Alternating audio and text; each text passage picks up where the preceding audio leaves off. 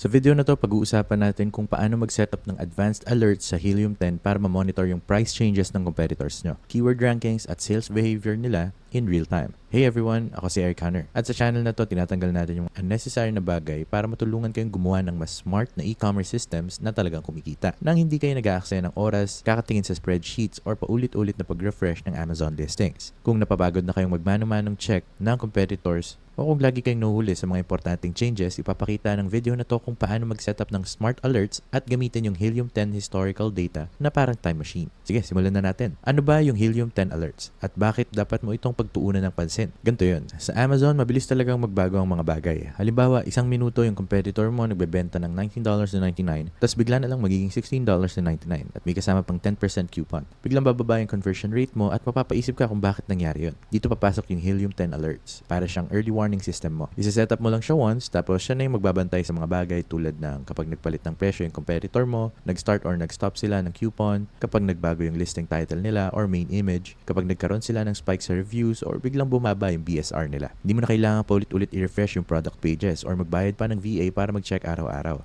Lalabas na lang yung alert sa dashboard mo o pwede rin dumating sa email or text. Kaya makaka-react ka agad imbis na mahuli ka at bumaba na yung mga sales mo. At hindi lang to para sa sarili mong listings. Pwede mo ring i-track yung competitors mo. Dito talaga nagiging powerful yung tool. Kaya ipapakita ko sa inyo kung paano ito i-set up at paano nyo masusulit yung paggamit nito. Una sa lahat, kung wala pa kayong Helium 10 account, meron kaming link sa description para makatipid kayo. May dalawang options kayo. Pwede nyo gamitin yung code ECOMMastery20 para makakuha ng 20% off sa first 6 months ng Helium 10. O kaya gamitin yung code na ECOMMastery10 para makakuha ng 10% off every month. So i-click nyo lang yung link sa description sa baba, tapos gamitin nyo lang kahit alin sa dalawang codes na yon sa checkout. Setting up alerts sa Helium 10. Getting started dito actually, sobrang simple lang. Once nakalogin na kayo sa Helium 10, punta lang kayo sa top navigation bar, i-click yung tools, tapos hanapin nyo yung operations section. Ayan, doon nyo makikita yung nakalabel na alerts. So para makarating doon, i-click lang natin yung Helium 10 dashboard natin, aakyat lang tayo dito sa tools, tapos lahat ng kailangan natin mapupunta dito sa operations under alerts. Pag nasa alerts dashboard na kayo, makikita nyo na yung list ng products nyo. Katabi ng bawat AS, meron tong maliit na toggle switch. Kapag green siya, ibig sabihin naka-on yung alerts. Ibig sabihin nandun din yung Helium 10 actively minomonitor yung product na yon kung may changes. Kung gusto nyo ring i-track yung AS ng competitor nyo, kailangan nyo lang silang i-add sa Insights dashboard. Tapos once nandun na sila, pwede rin kayong makatanggap ng alerts para sa listings nila. Pwede nyo ring i-fine-tune kung anong alerts yung gusto nyong matanggap. May settings gear icon doon kung saan pwede mong sabihin sa Helium 10 na i-notify ka lang kunwari kapag yung price nagbago ng more than 5%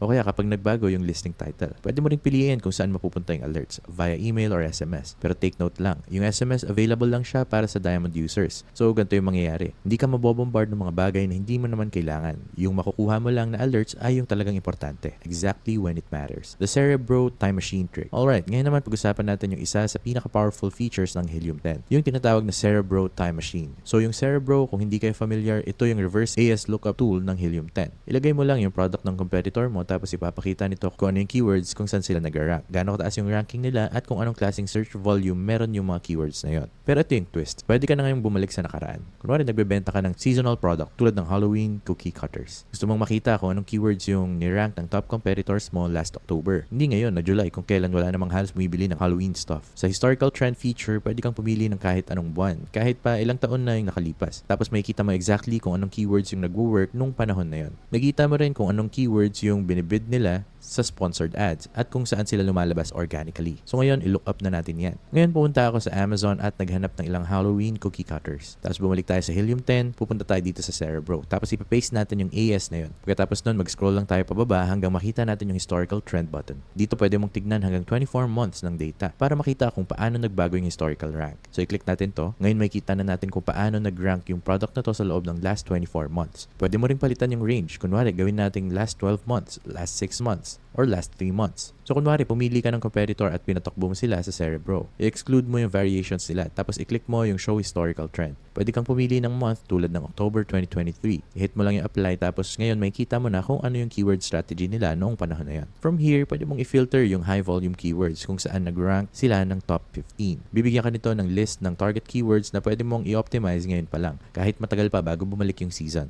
At kung gusto mong malaman kung anong keywords yung pinupush nila sa ads, pwede mong i-filter yung sponsored stored rank position 1 to 5. Papakita nito kung anong keywords yung binabayaran nila para makuha yung top placement. Comparing month to month para ma-diagnose yung sales trends. Isa sa favorite tricks ko ay compare yung keyword performance ng 2 buwan para malaman kung bakit tumaas or bumaba yung traction ng isang product. Kunwari, yung BSR ng competitor mo tumalon mula 40,000 papuntang 20,000 between February and March. Ibig sabihin nun sobrang laki ng increase sa sales. Bubuksan mo yung Cerebro para doon. Tapos titingnan mo yung keyword rankings ng March. At isusulat mo kung saan sila mataas na rank. Tapos buksan mo naman yung February at gawin mo rin yung same process. Kung may keyword tulad ng egg holder for kitchen counter na lumabas sa March pero wala sa February, ayan, posibleng yun na yung dahilan kung bakit tumaas yung sales. May kita mo rin kung anong keywords yung nawalan sila ng ranking. Kunwari, nawala sila sa first page para sa wooden egg tray. Tapos biglang bumagsak yung BSR nila. Ngayon, alam mo na kung anong keywords yung kailangan mong protektahan. Ang goal dito ay malaman kung saan nanggagaling yung wins at losses para makagawa ka ng mas smart na moves sa sarili mong listings. Automating competitive intel gamit yung Insights Dashboard. Ngayon, kung hindi mo pa ginagamit yung Insights Dashboard, may nami-miss out ka talaga. Yung tool na to parang mission control para sa pag-track ng competitors mo. Sa loob ng dashboard, pwede kang mag-add hanggang 5 top competitor AS para sa bawat product mo. Once na nandun na sila, si Helium 10 na yung automatic na nagmo-monitor ng mga listings nila para sa'yo. So ano yung makukuha mong alerts? Makakatanggap ka ng alerts kapag binago nila yung title or main image, kapag malaki yung galaw ng BSR, kapag biglang dumami yung reviews, kapag nagsimula o tumigil silang gumamit ng coupon, at kapag tumaas or bumaba yung presyo nila. Pwede mo ring makita lahat ng to side by side. May kita mo yung current sales price, revenue, fulfillment method, pati yung listing quality score. Lahat nandito na agad. Pwede mo ring isort yung mga metrics na to para makita kung sino yung umaangat at kung sino yung medyo bumababa. Hindi mo na kailangan maghukay pa ng data. Bubuksan mo lang yung dashboard tapos ayan, lahat ng kailangan mo nandun na agad naghihintay sa'yo. Market tracker, yung bird's eye view ng niche mo. Lastly, meron tayong market tracker. Yung tool na to, mas nag-zoom out para makita mo kung paano nagbabago yung buong niche mo. Magbe-build ka lang ng market sa pag-add ng ASINs, keywords, or product categories. Once natapos na yun, si Helium 10 na yung automatic na magta-track ng total market sales, market share per product, keyword movement, price fluctuations, at stock levels. At nag-update to daily. Pwede mo ring tignan yung trends over time. Kunwari, mapapansin mo na may competitor na lumalaki yung market share dahil bumababa yung price nila last month. O kaya mapansin mo na maraming sellers ang nag-out of stock na pwedeng maging chance mo para pumasok. Mas nagiging powerful yung market tracker kapag pinagsama mo sila ng Cerebro. Kunwari may napansin kang kakaiba sa market tracker, pwede kang tumalon sa Cerebro para makita kung anong keywords yung involved. Pwede mo pa nga siyang i-connect sa listing analyzer at black box para makuha mo yung buong picture ng niche mo nang hindi umaalis sa dashboard. So, tigilan na yung panghuhula at simulan na yung pagtatrack ng data. Aminin natin, kung hinuhulaan mo pa rin kung ano yung ginagawa ng competitors mo or naghihintay ka pang bumagsak yung sales mo bago ka kumilos, parang defense mode ka lang. Sa Helium 10, pwede mong baliktarin yung laro. Mag-setup ka lang ng alerts isang beses, silipin mo yung dashboards mo ilang beses sa isang linggo, tapos yung natitirang oras pwede mo nang gamitin sa pagpapalago ng business mo imbes na bantayan lang siya palagi. Sa combination ng alerts, Cerebro historical data at market tracker sa Insights Dashboard, malalaman mo agad kung kailan nananalo yung competitor, kailan may product na nagtatrend, kung may price war na paparating, o kung may listing tweak na nagdala ng isang product sa page 1. At doon ka kikilos, hindi kapag huli na. So kung gusto mong magsimula gamit ang Helium 10, may kita mo yung link sa description sa baba. Affiliate link to, ibig sabihin kumikita kami ng small commission kapag ginamit mo siya, pero walang extra cost sa'yo. Malaking tulong din yung commissions na yon para makapagpatuloy kami gumawa ng free content na katulad nito. So kung gagamitin mo man siya, thank you so much in advance. At kung nakatulong sa'yo ang video na to, huwag kalimutang mag-like, mag-subscribe at i-hit yung notification bell para hindi mo ma-miss ang susunod naming videos. Dito sa channel na to, goal namin na tulungan kayong mag-succeed sa e-commerce sa pamamagitan ng pag-share ng tips, strategies at insights para mapalago yung online business mo. Kaya make sure na nakasubscribe ka. Pero yun lang muna. Maraming salamat sa panonood and magkita ulit tayo sa susunod na video.